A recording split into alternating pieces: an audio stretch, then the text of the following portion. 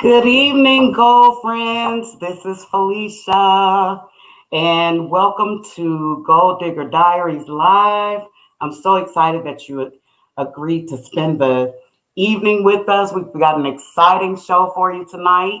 It's kind of a makeup show because last week we kind of got lost with technology there, but we have our guest that was here last week is back. But just a little bit about Gold Digger Diaries. Gold Digger Diaries is a celebration of you. So we celebrate ordinary people who are doing extraordinary things in their community, their business, their creative space. We want to celebrate you. So here we go. We have Jay Welsby back in the house. Hey, Jay.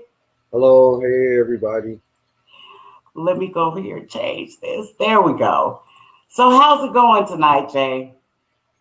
It's going really well. I'm happy to be on your show again, and we're gonna definitely redeem what happened last week. Yes, we have to redeem that, don't we? Because it was so funny because we were just talking, and all of a sudden I was like, well, I'm missing. I'm not there. Because I was looking at it on my phone as well. So I'm glad that we're both connected, and hopefully we'll stay in full force tonight. We will. God gonna be with us. Absolutely. Let me pull your because I want to talk about your books, Jay, and I'm going to pull your screen up so that we can look at your. There we go, Jay Welsby. There we go, changed, and now I hear we've got changed too. So you've been working hard, man. Hey man, I'm a diligent worker, man. I believe in hard work, and I believe in once you have a vision, then you have to fulfill it. Absolutely, absolutely. I'm right there with you on that one, brother. So tell me about now. Changed. You can tell us about change for those who weren't on the show last week. Let's talk a little bit about change and tell us about what we should expect from change too, and then we'll get into the questions that I have for you about the book. That's perfectly fine. So, change you will never look at cheating the same way again is basically about a husband that can't stop cheating on his wife due to the fact he got a sex addiction, but over time he tries to do better. And change two is more about the consequences of being a cheater. It never works out well. Never, never, never. So tell us a little bit about in Changed. I see that the characters are Jacob and Kim. That's our couple, right? Yes, that's the couple, Jacob and Kimberly Richardson. Okay. Um, they actually met at Bethune Cookman. Shout out to the HBCUs. I did that intentionally because I wanted to, bring black colleges to the forefront in my book. Okay. All right. That's good. That's good. So they met at a HBC. Do you want to tell us which one? Bethune Cookman University. Okay, that's right. Bethune Cookman. Okay. So they met at college. So how long did they date? Before they got married, Hmm. it was short. I mean, if you read the introduction, then it basically says that a man knows who his potential wife is at first sight. So it didn't take him long. Right. And I wanted you to say that because that's going to lead into my next question. So he knew that was his one. Kim Yes, was his one. yes. So Kim, he was a sex addict, and Kim was depressed, basically. So Wait, no, no, no. That's she suffers from it. Like it comes and goes. Like with anything. Like she's not always depressed, but she has her moments with it. but that's all of us, I guess. We Yes, but some are way more severe than others. Like clinical depression is different from I'm just going through a depression moment. so She's you're so clinical. you don't think that led to that her suffering from depression or mild depression led to his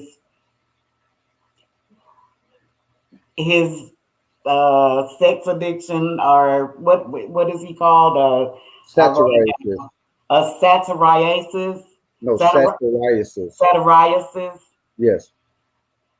You think that help? You think that kind of made it easier for him to cheat? No, he was already that way before he met her. So why did he want to get married? What was your thinking when you were building this character? Why did he want to get married? If he knew he just, because from what I read about him, he loved sex with everybody, not except men. I mean, he just loved sex. He was addicted. Yes. But you have a lot of people like that. You know what I'm saying? Like they have their ideal wife at home, and then they carry on in the streets. So he's basically that way. Like he has his ideal wife at home, which is a trophy wife. If you looked at the way I described her, like she's a nice looking woman, but she's a plain Jane. She's a very nurturing woman, so she's supportive. So, he has what he needs at home, but, at the end of the day, he has another problem that provokes him to go out and sleep with other women. Okay, so but that's the well, a lot of men do that, and we did talk about that last week. I think we kind of really got into that last week, but why did like he loved porn? Porn You drove love his what? addiction a little bit too, You right? say you love what? Pornography, Porn? No, pornography.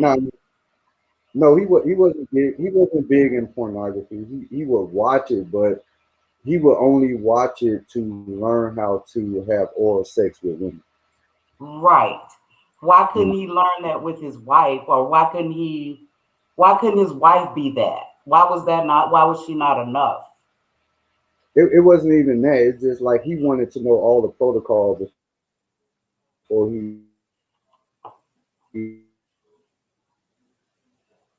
I think you're going out. he I think you're going out a little bit, Jay. Can you hear me? Okay, so I guess I'll get the book and go over it till Jay comes back.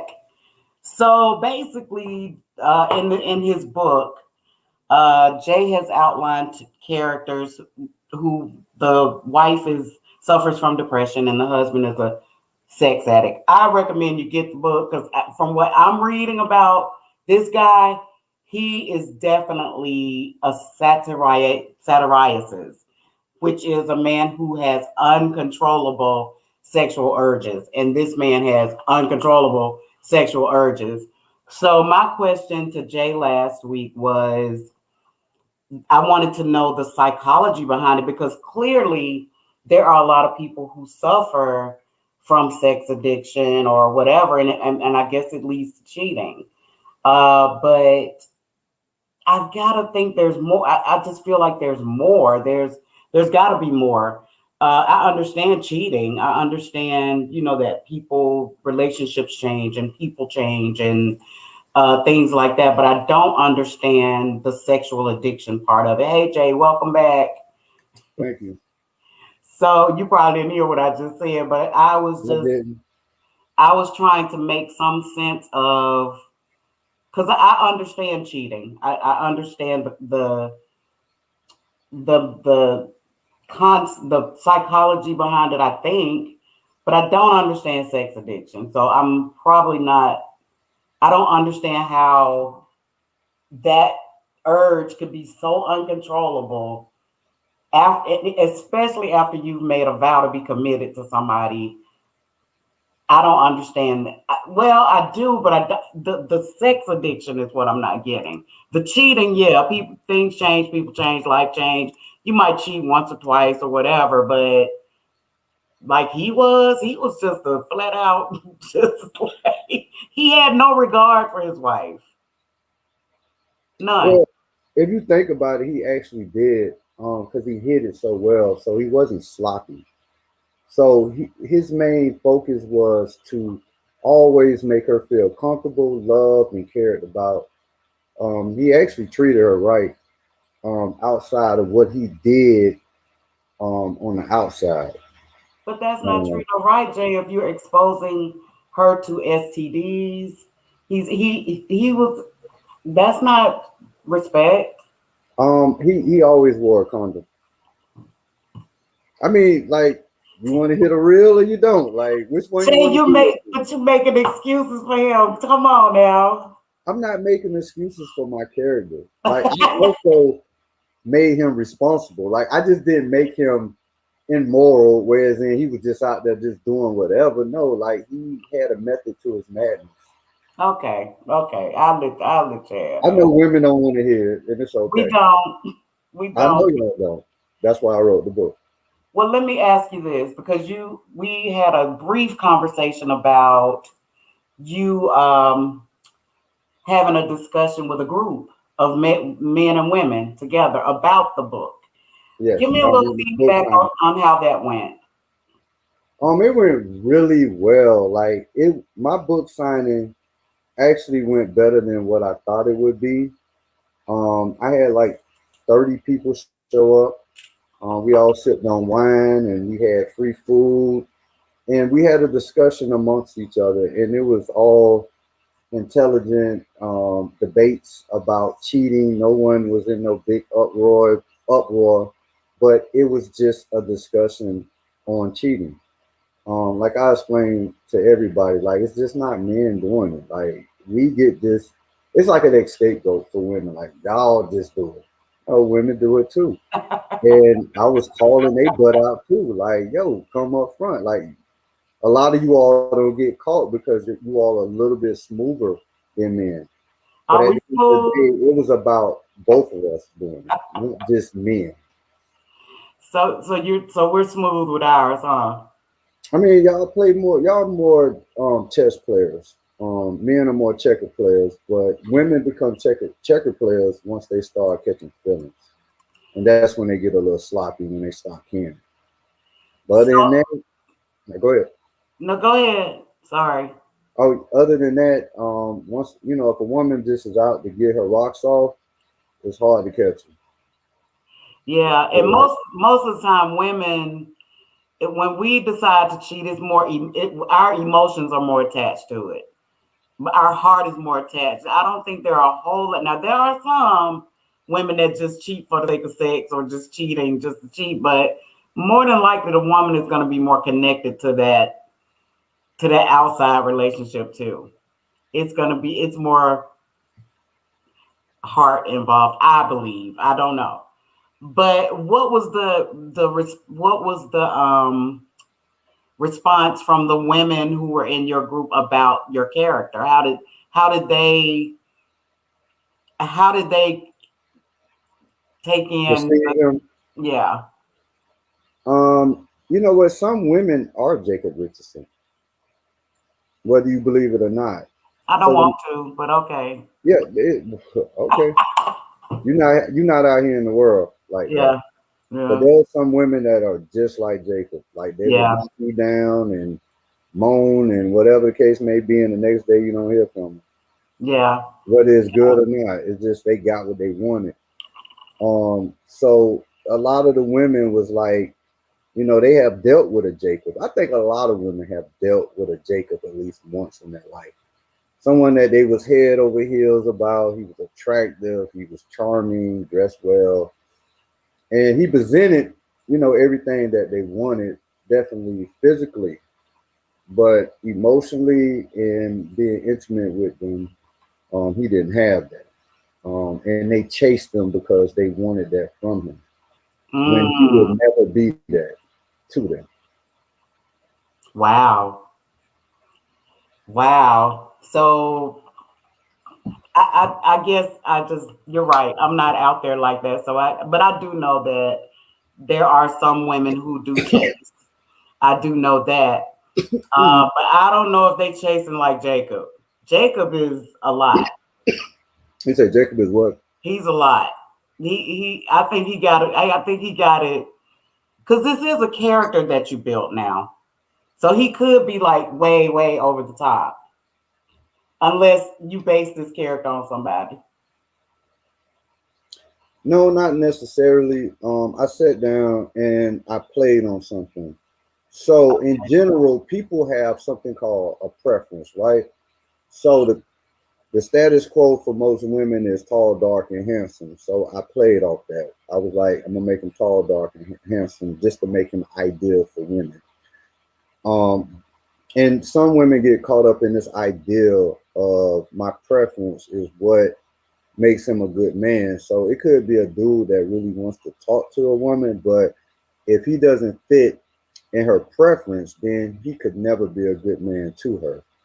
Now, the one that is her preference, she's going to automatically perceive in her head that he's a good man. You know, if he has enough talk game and his status is correct, she would put in her head that he's a good man. And deep down inside, he could be a piece of crap like Jacob. So I'm also really talking about preference in the book as well. I intentionally did a lot of things with him. I wanted him to have money. I wanted him to be successful. I wanted him to be well built. You know what I'm saying? And I threw that out there for women, just so women can start questioning their own ideology on what a good man is. Wow, you just said a mouthful. So how do we even change that? Because for a lot of us, that is You can't.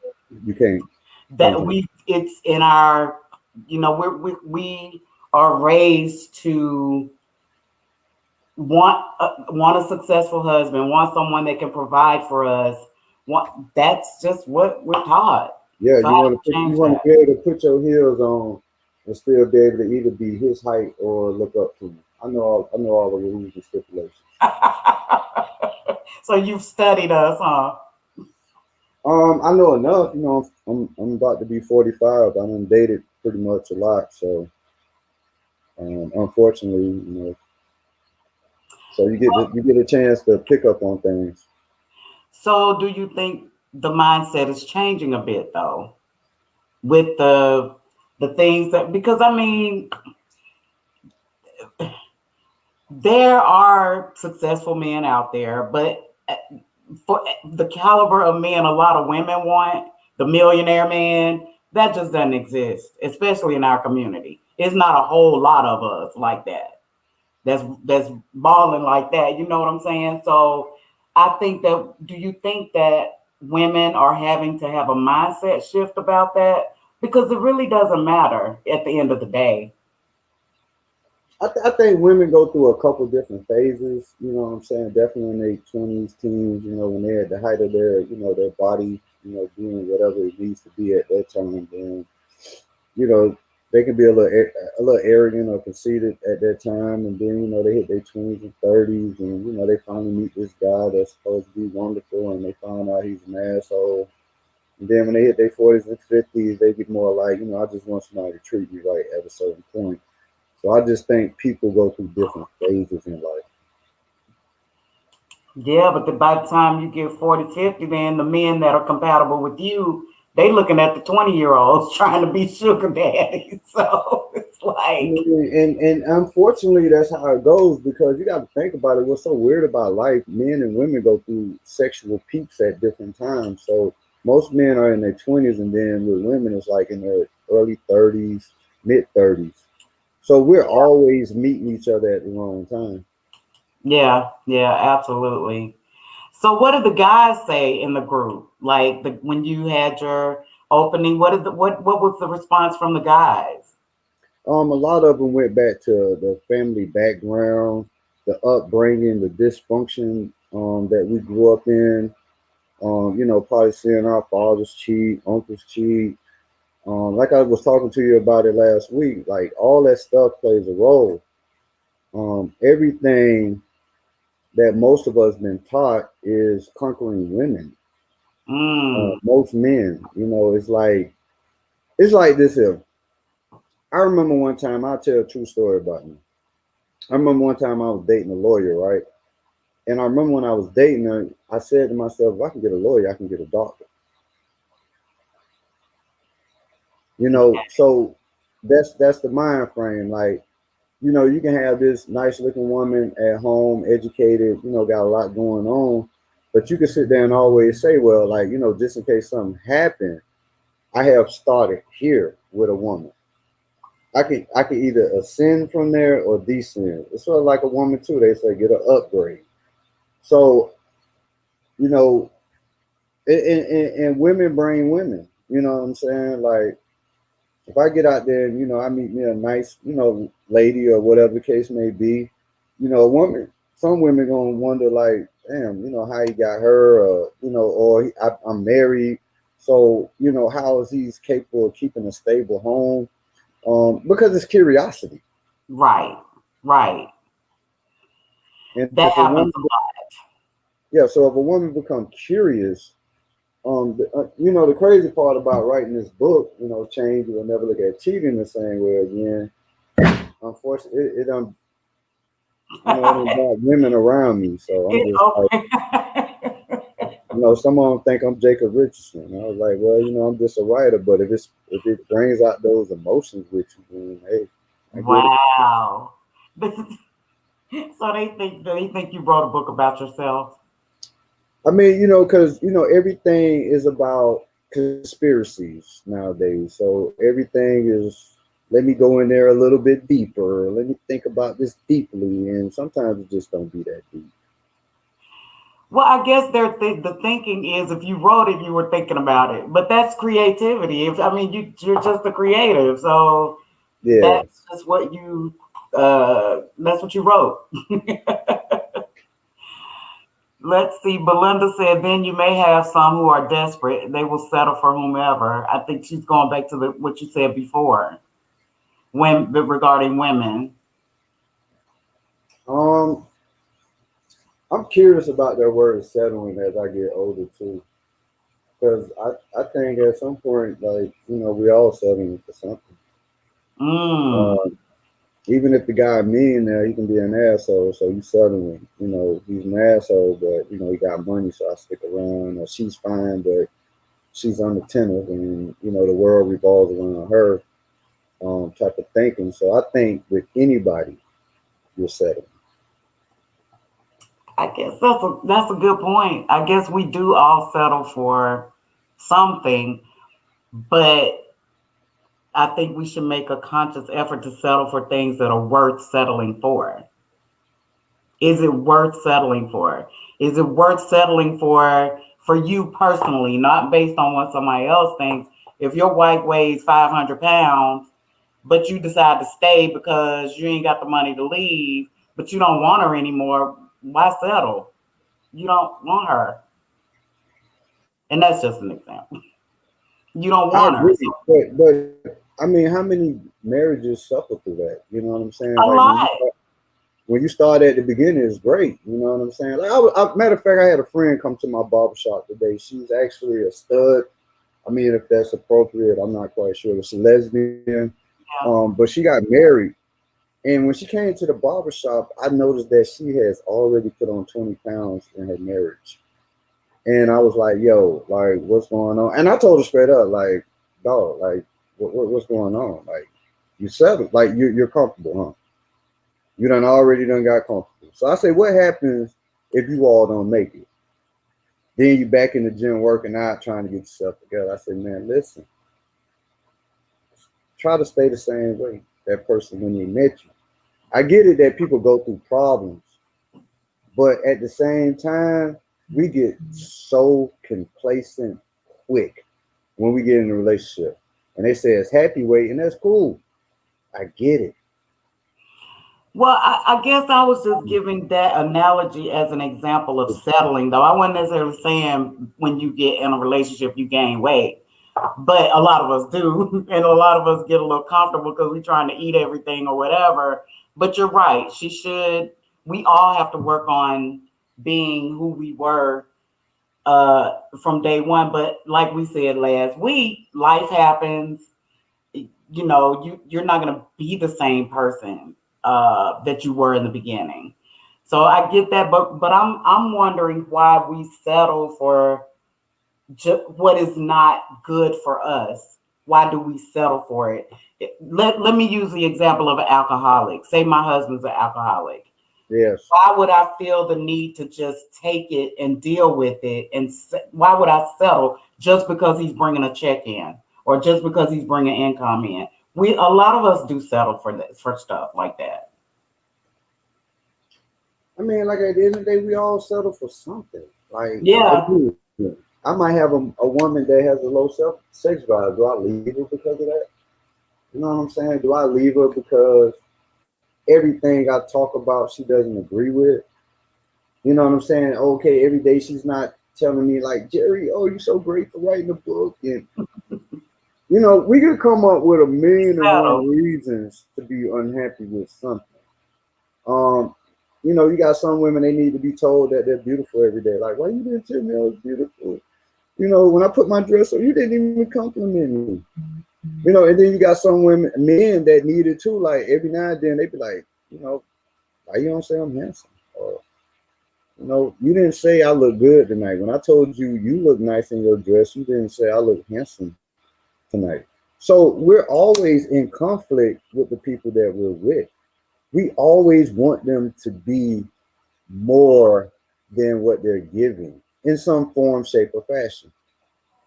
But then that's on us. We've got to change our way because we can't expect we can't expect somebody that from another person. It's us. Um, like Belinda said here, like people we depend on each other for each other's happiness, but like say money or things or stuff, or she says some people aren't even happy with money. So you get your lawyer, like you said you had an attorney, certainly you could get a doctor. Why? Why does that even matter? Why does the status matter? Because you said you're here, surely you could get here. But that shouldn't matter, should it? Because the lawyer got money too, but she ain't got enough money. You got to go after this money or this status. And I'm No, just using that as an example.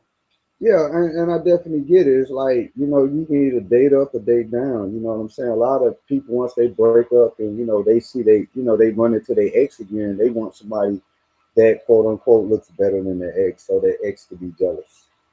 You know what I'm saying? Or feel some type of way. Like, oh, I'm telling you the mindset. Wow. I'm telling you the Okay. mindset. I mean, I get it. I get it because I'm a woman, so I know, and Lord knows I've been in relationships, so I know. But I think at some point, in order to be, you know, I think you have to show up in a relationship the way that you want to be treated, and I've learned that over the years. I can't expect my husband to change or my husband to be what I want him to be. He can't expect that from me, but we sure can work together to try to make it work. I can do certain things that I know he likes, not because he expects it, but just because I know he likes it. Over in the group that I have, mature conversations, like I told you last week, I see a lot of this between the sexes. It's like, oh, well, men this, women that. But it's not. It's like we're not coming together to be cohesive. It's like we're always looking for more from each other. Oh, how much money do you make? Oh, well, how about we take my little money and your little money and we put it together and we do this? It's almost like it's just morphed into relationships have morphed into something that, and this whole sex addiction with Jacob, I just think I think that is just the wildest thing to me. Because my whole thing is if he knows he's addicted like that, he don't even need to be married. Just go have sex. That's fine. Well, once again, most people are unfair. You know what I'm saying? Like, if you think about life is not fair. A lot of times we believe life is Disney World when it's really not. You know what I'm saying? Like when you go to Disney World, you see Mickey Mouse, but there's actually a human being underneath the costume. Absolutely. So Absolutely. once we find out that the fairy tale is not real, we get upset. You know what I'm saying? We get angry. But if you go back to your Bible and think about it, when it says we're all born into sin, that should calm down a lot of stuff with you. But a lot of people don't think about things that they have read if they ever read the Bible. We are born into sin. Just think about that for a moment. I understand that fully, So but do we we want we want continue? people we want people to be good. We do. No, look. What I'm saying to you, Jay, is the man can be addicted to sex. He can go screw anybody he want to screw, but don't bring that into the sanctity of. Don't be married. If I know I want to have sex all the time and I'm addicted to it, I ain't about to be married because that's gonna mess me up. That's gonna mess up my game. So let me ask you a question. What men do you think cheat the most? Boyfriends or husbands? Oh, um, wow. I would say boyfriends, maybe. I don't know. You Husbands. gotta say husbands. Husband offers something that boyfriends don't offer, and What that is is that? stability and the willingness to settle down. So that is always appealing. And then you got to understand, husbands are like kind of put in a situation where at times they might feel trapped because they're Mm, in a marriage and they think about all the things they can lose by walking out their marriage. So therefore, they will sit in that marriage and have a little side piece just to yeah, keep them stable yeah, in their marriage. You know, you got some situations where people are married, but they're not even having sex with each other. yeah. And that guy is suffering. Like women naturally can hold out, while a lot of men can't, unless they tell themselves to do that. Like it could be an automatic for a woman. Like a man has to like kind of sort of psych himself into that and be like, well, I'm gonna practice being celibate for this amount of time. It might be for a reason of fasting or anything. Like a woman doesn't have to do that. Nope, we don't. So with that being said, our makeups are so different, and but once again, we're always trying to force the other gender to see things our way.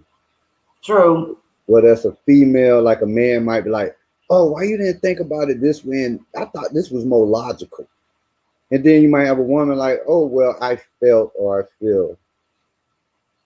So naturally, I think men and women are going to forever clash because our makeups are different. I'm not saying that a man cannot be faithful because of that, or a woman can't be faithful because of that. What I'm saying is there are certain key factors in our genetic makeups that irritates each other because we don't think the same. That I agree. I will have to agree with you on that one. I do. I agree with you on that, and I appreciate you for allowing me to try to make a difference. Because look, I appreciate your patience with me, Jay, because you know I'm trying to change your mind. I'm like, no, it's got. But I understand completely, completely. And I guess the best thing we can do is just continue to have conversation around it and try to come to some understanding between the sexes. I just guess that's the only thing we can do at this point. Yeah, I mean, my book is basically a conversation piece. Yeah, Believe it or not, so many people think like, oh my God, like he's bringing home a book about cheating, and a woman sees the book, and she might automatically think like, oh, what you got a book like that for? But you ready to cheat? Or you trying to learn how to cheat better? No. But what I'm finding out about the book is it's actually been a good conversation piece with couples. mm, And wow, some of it is bringing some of them closer. Some of it is giving women closure. Wow. and men as well. Whereas in they might have speculated what possibly could have happened with this particular guy that they were so infatuated with that hit and left. And now they sitting there reading a book, helping them understand Wow. what possibly could have happened with this quote unquote wonderful guy. So Wow. this book is opening up a lot of discussion.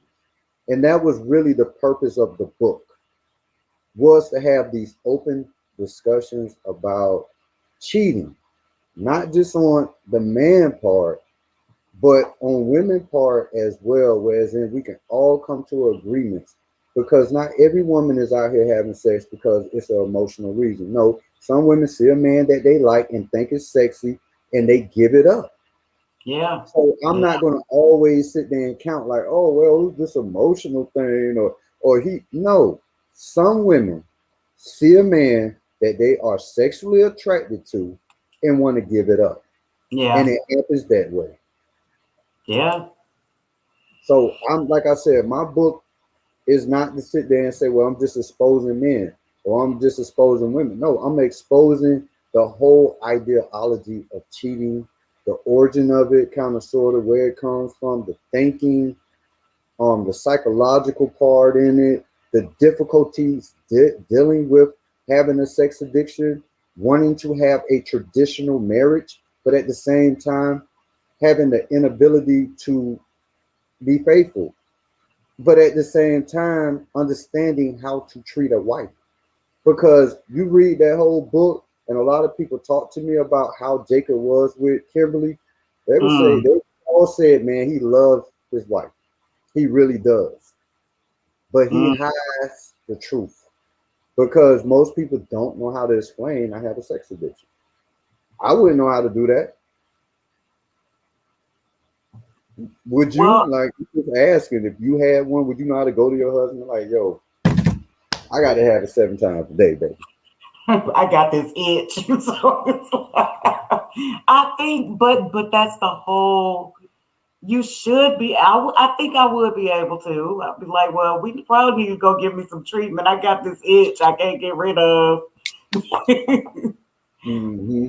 just kidding, but I don't know. It would be a very uncomfortable conversation for me to have with him if it was at that if it was at the sex addiction level. Yes, it would be. Cause, but then again, most men probably would like it. Be like, oh, But you know what though, and once again, and what I'm always learning is it's a case by case study. It's one individual to the next. You know what I'm saying? Like mm, we generally generalize a group of people, a race, a gender, whatever the case may. It's not true. mm, Everybody is different. Yeah, you could probably go home and be a freak of the week, but that brother right there, he's tired from work. He's busting his butt for his family. And that's what he thinks about. Yes. Does he is he attracted to? Yes, but he's tired. mm. But you, on the other hand, you have a sex drive that is crazy. And he can't fulfill it. And that Mm, goes on. And you have some men out here that's suffering from um diabetes and blood pressure problems mm. that can barely get it up. Yeah, yeah, So yeah, while he's sitting there saying, like, man, I'm happy that my wife or my woman is into sex that way, he can't even fulfill her. mm, And I go further, and I'm gonna just be quiet after this. I remember I had a friend of mine that I was talking to that she really liked this guy, but he was impotent, mm, and the only thing he could do was eat her vagina. And she said what she would do is have a friend that she would have sex with that penetrated her because that's what she liked. But she didn't want to leave the other guy because he couldn't get on hard. So you have to always understand that there's so many different scenarios out here. yeah, It's more than one. You can't never generalize one situation and say that accounts for all situations. absolutely. Well, Jay, I think in wrapping up, I think your book is definitely sparking those much needed conversations. Like, we need to talk about this stuff. Mhm. Like you said, it was bringing couples closer together. That's what needs to happen. We need to talk about these things. And your book even goes back and deals with the cause, like the things that a male or female might have gone through in childhood, what they saw, how that affected them. So it deals with a whole lot of things that need to be discussed. So I'm excited. I can't wait to finish reading it, the book, and I'm definitely gonna invite you over to Mature Conversations to have more. We're gonna have a book club over there, and everyone who reads the book we would love to invite you to come over there and kind of have a little chat with us. Yeah, you know what though, I'm very enthusiastic about that. I would love to sit down and have a conversation. People asking me, what made me write the book, and everybody want to know is Jacob Richardson is me? Is he me? And those It's are not the you. main questions that I get when I talk about my book. So I would definitely be excited to come out and be a guest. But I appreciate that. And viewers who are tuned in tonight and those who are going to watch later, please be sure to go to jwelsbyauthor.com and order the book. You can download both books. The second book is available to download too, right? Yes, it is. Okay, The yeah. second book is The Consequences of Cheating. It's the follow up to Change You Will Never Look at Cheating the Same Way Again. So you get to Okay. find out what happens to someone that has a sex addiction. Oh Lord, I can't. I got both of them downloaded on my trusty little iPad, so I can't wait to finish the first one so I can get to the next one. But thank you so much for joining me tonight. I apologize again for last week, but I appreciate you for agreeing to come back this week to finish the conversation, and I can't wait to have you back on. When you think you're gonna start the book club, so I can start preparing my mind for that? By the way, because I can't wait. Okay, Jay, I'm thinking about it'll probably because I gotta have everybody download the book and read it.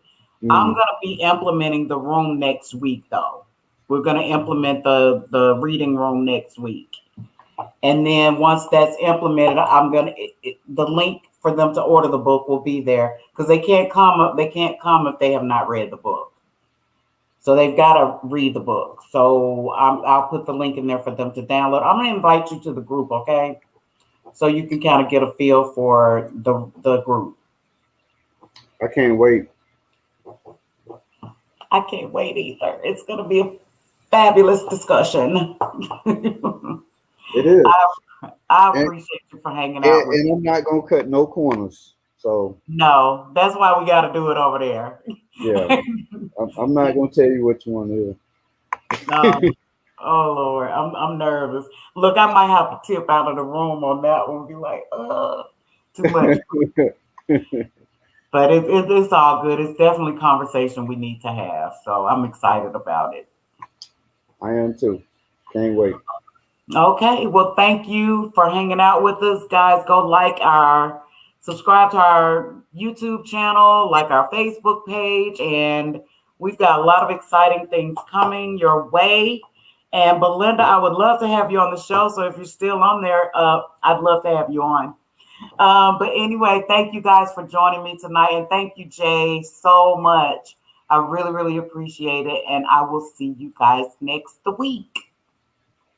All right. Thank you. Thank you.